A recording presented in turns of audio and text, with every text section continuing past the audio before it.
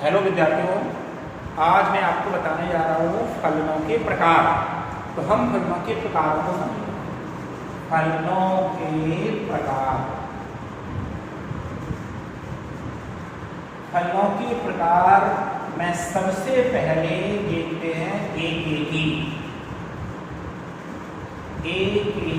फलन। एक ही फलन क्या होगा? कोई भी फलन f such that a tends to b यदि परिभाषित है, यानी यदि कोई फलन a से b में परिभाषित है तो यह फलन एक ही फलन कहलाएगा यदि समुच्चय a के अलग अलग अवयवों के प्रतिबिंब समुच्चय b में अलग अलग है। अगर समुच्चय a के अलग अलग अवयवों के प्रतिबिंब समुच्चय B में अलग अलग होते हैं तो हम कह सकते कि यह एक ही फलन है। कैसे इसको पहचानना? A और जो हो गया अपने पास B, कोई फलन अगर A से B में परिभाषित है, मान लिया समुच्चय A के अंदर 1 2 3 4, चलो इतने अवयव ले लेते हैं। हमने समुच्चय A में 1 2 3 4 में 4 अवयव हैं और इसके अवयव ले लेते हैं A B और E। इस प्रकार से हमने समुच्चय B के अवयव लिए। एक का प्रतिबिंब मान लिया A है, B का प्रतिबिंब मान लिया B है और 3 का प्रतिबिंब मान लिया C, 4 का प्रतिबिंब मान लिया D।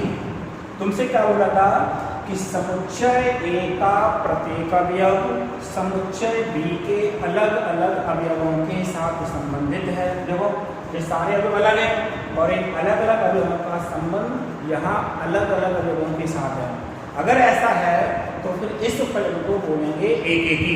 इसको क्या कहेंगे? एक ही। या ऐसा भी हो सकता है A, इसको कह देते B, 1 2 3 और A B।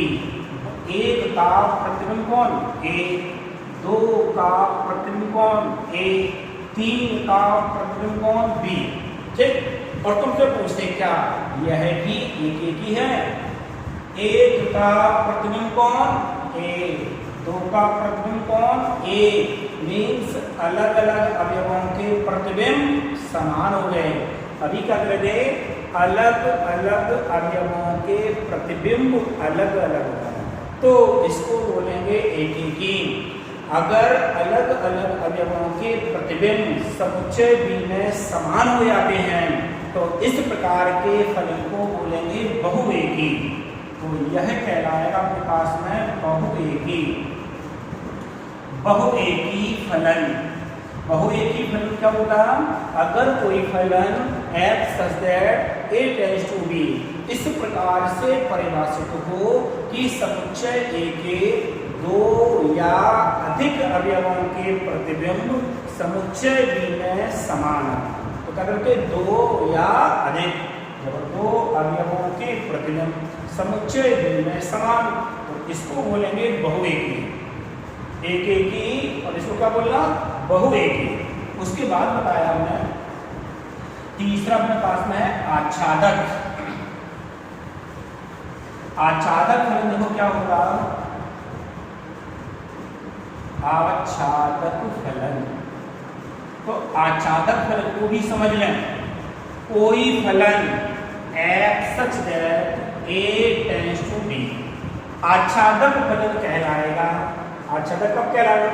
आच्छादक फलन कहलाएगा यदि समुच्चय B का प्रत्येक अवयव समुच्चय A के किसी न किसी अवयव का प्रतिबिंब हो, यानी समुच्चय B में ऐसा कोई अवयव ना हो जो समुच्चय A के किसी न किसी अवयव का प्रतिबिंब न हो तो इस प्रकार के फलन को हम बोलेंगे आच्छादक। A से B में फलन इस प्रकार से परिभाषित है 1 2 3 A और B।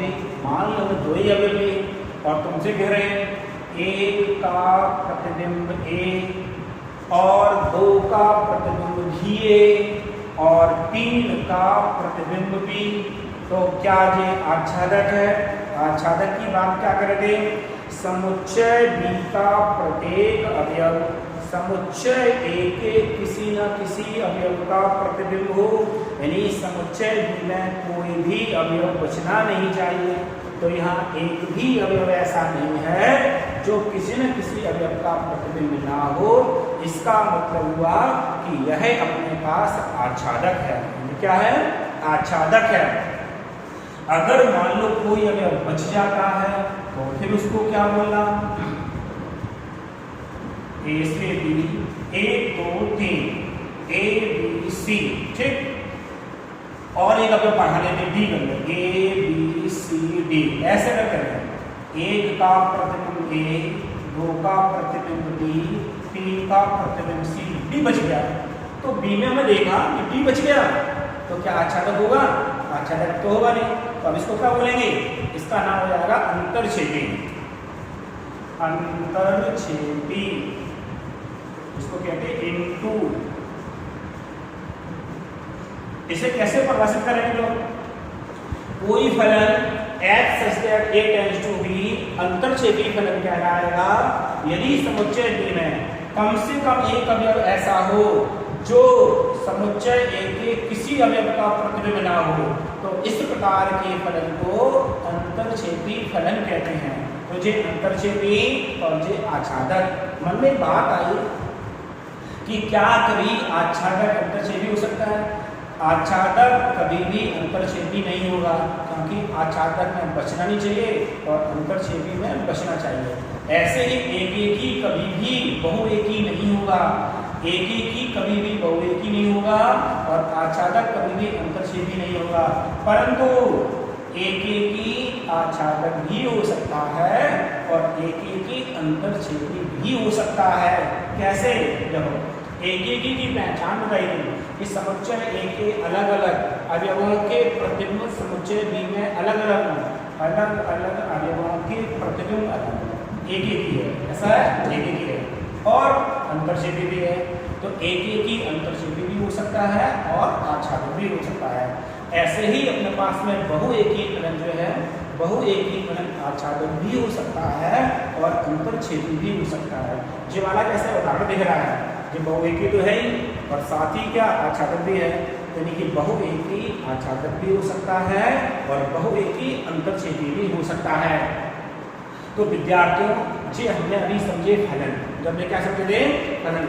अगला वीडियो तुम लोगों के लिए बनाएंगे और उसमें दिखाएंगे कि हम एक्सरसाइज के प्रश्नों को किस प्रकार से सॉल्व करते हैं।